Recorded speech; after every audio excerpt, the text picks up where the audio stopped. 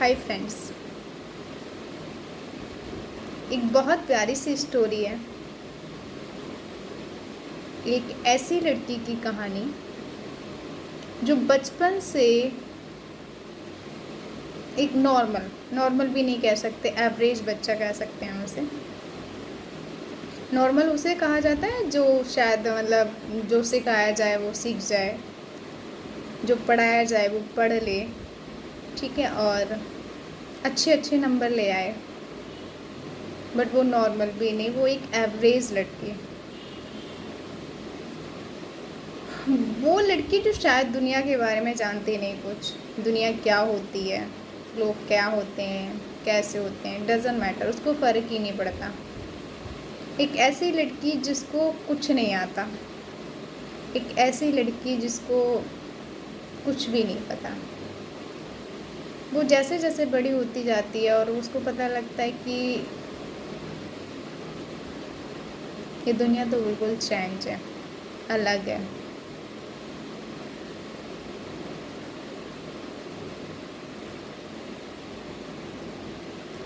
कोई एक ऐसा इंसान जिसने हर चीज़ जिद से की हो, सही की हो, बट लोगों को फिर भी गलत लगी हो।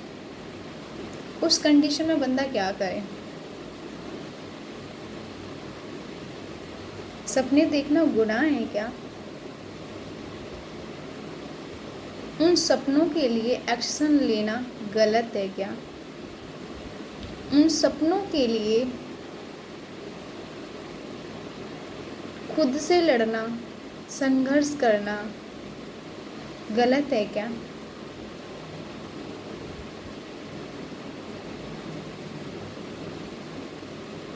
अगर गलत नहीं है तो लोगों को क्यों लगता है कि गलत है?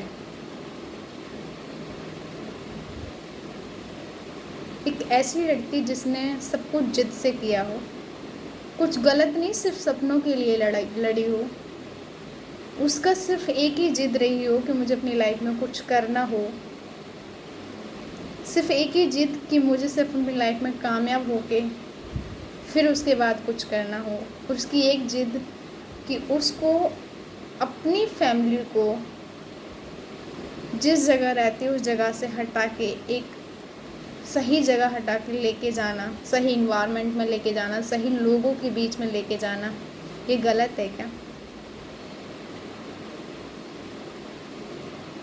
अगर गलत है तो मैं मानती हूँ वो लड़की गलत है।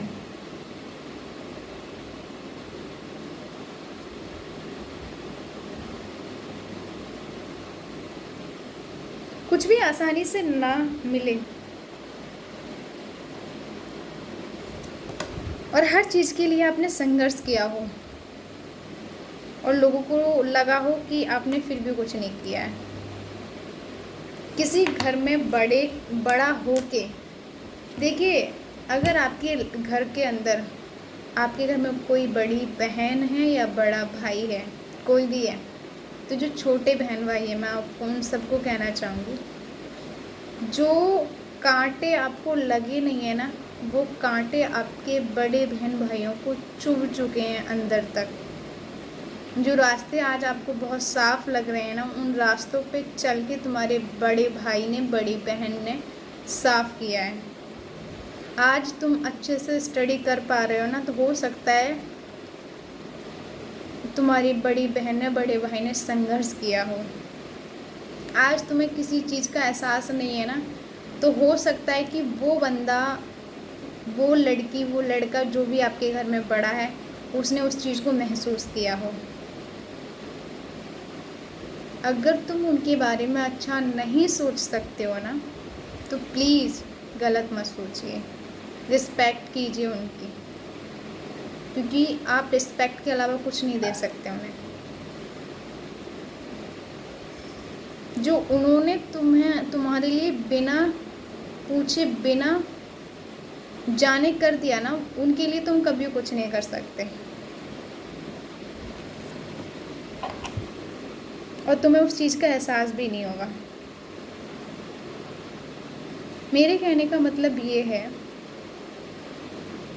अगर किसी के सपने हैं और कोई उन सपनों को पूरा करना चाहता है, तो सपोर्ट करना तुम्हारा काम है। अगर तुम वो नहीं कर सकते हो ना, तो तुम प्लीज़ टांगे मत खींचे, पीछे मत खींचे उस बंदे को, क्योंकि जिसके सपने हैं ना और जिसके अंदर सपने देखने की काबिलियत है, उनको कंप्लीट कर लेगा वो एनी सिचुएशन, किसी भी जगह से, कहीं से भी।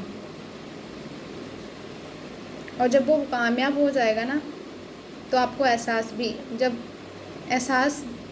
भी नहीं होगा, और तुम उसके बहुत करीब पहुंच जाओगे, बट उसके करीब नहीं होगे, क्योंकि तुमने तो अपनी हर हद पार कर दी थी जब वो कामयाब नहीं हुआ था।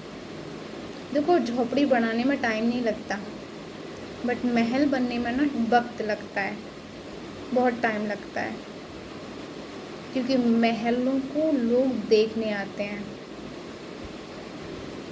देखते हैं। सो प्लीज़, अगर तुम किसी के साथ अच्छा नहीं कर सकते तो प्लीज़ बुरा भी मत कीजिए। Get it? उम्मीद है कि आप अगर आगे नहीं बढ़ा सकते किसी को, तो पीछे नहीं खींचेंगे। द एंड ऑफ स्टोरी ये है कि अगर तुम्हारे घर में कोई ऐसा व्यक्ति है जो सपने देखता है और उसको लगता है कि वो कर सकता है, तो अगर उसके लिए तुम सपोर्ट नहीं कर सकते हो ना, तो प्लीज़ उसको ताने मत दो, उसे कुछ बोलो मत, क्योंकि जो सपने देख सकता है ना, वो कंप्लीट भी कर सकता है। वो तुम्हें जवाब नहीं दे रहा है इसलिए क्योंकि उसको पता है कि आने वाले टाइम क्या है। प्लीज़ ताने मत दो यार, तुम छोटे हो, छोटे बन के रहो। Understand? So thank you, be happy, ध्यान रखिएगा।